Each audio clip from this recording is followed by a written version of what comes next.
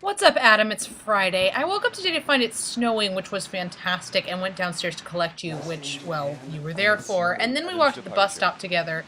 The snow was exciting for two reasons. One, neither you nor I are native to a part of California that regularly experiences snowfall, and two, we have been assured multiple times by Japanese teachers and friends that there would absolutely not be any snow until February, and so it sort of felt triumphant in a way, like some sort of celebratory occasion.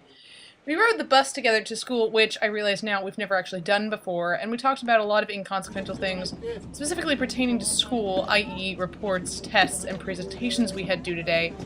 We didn't really talk at all about the fact that you were leaving, which, honestly, I'm kind of grateful for a lot of reasons I'll talk about in a second.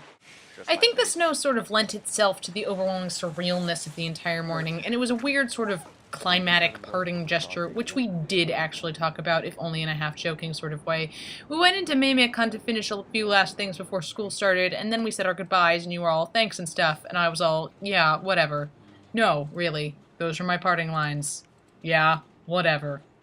Not some of my finer work, I apologize. Regardless, that's where we parted, and presumably you went from there to do your last presentation and then left for the airport. I took some more snow B-roll, mostly as an excuse to people watch, and after my grammar final was finished, there was some time before I was planning to meet with Yamashita-sensei, so I decided to take a walk, mostly so that I could think and be by myself, and sort of preserve the weird state of mind I was in, and as I put my hat on, I was feeling sort of Holden Caulfield-ish. I'm Holden Caulfielding a little right now. Anyway, I walked to 7-Eleven to check and see if I was still broke or not. Spoiler alert, I am, and from there I walked a little further. It occurred to me relatively quickly as to why everyone other than me was carrying umbrellas, and so for my camera's sake, I went back inside again pretty soon thereafter. But I needed the walk, and I knew it, so I tried to take my time as best I could. I was thinking a lot, primarily about the fact that your going home represents a new stage of my study abroad here, and I kept having to remind myself that this is much harder for you than it is for me, and that felt wrong. I was thinking about that, about how what is the end of this experience for you is the beginning of a relatively new experience for both of us. And while I was thinking about that, I was looking at the roadside. I'm constantly impressed by the tenacity of Japanese plant life, which stays green pretty much year-round regardless of the cold, and as I walked I kept being taken in by the stark beauty that is a flower blooming in the snow.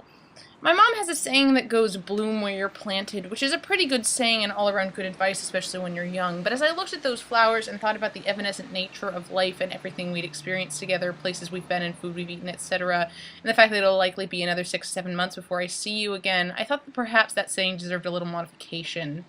It isn't just that you should bloom where you're planted, but also that you should bloom while you're planted, snow or no snow.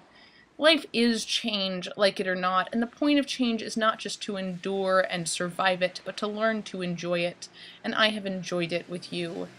There's something very special about being human, and about the fact that as human beings we can form bonds and relationships with other people that are strong enough that we are legitimately bothered when they aren't around, and I was thinking right then that rather than trying to fill that pending void in my life, I might wallow in it a little, because I am happy to an extent that it exists, and that we are friends. I did eventually go home and found your note, which made me cry a little, I won't lie, and then I turned the heater up to roughly 1,000 degrees and brewed myself a cup of hot cocoa in your honor. I thought you deserved a toast, but I couldn't think of one that wasn't ridiculously sappy, so I used the one my grandfather always does when he's asked to make a toast. The same one, in fact, that he made at my parents' wedding. Here's to you. Here's to you, Adam. Thank you. You're awesome, and I'm gonna miss the crap out of you. God, that's good. Have a safe flight. I'll see you next week.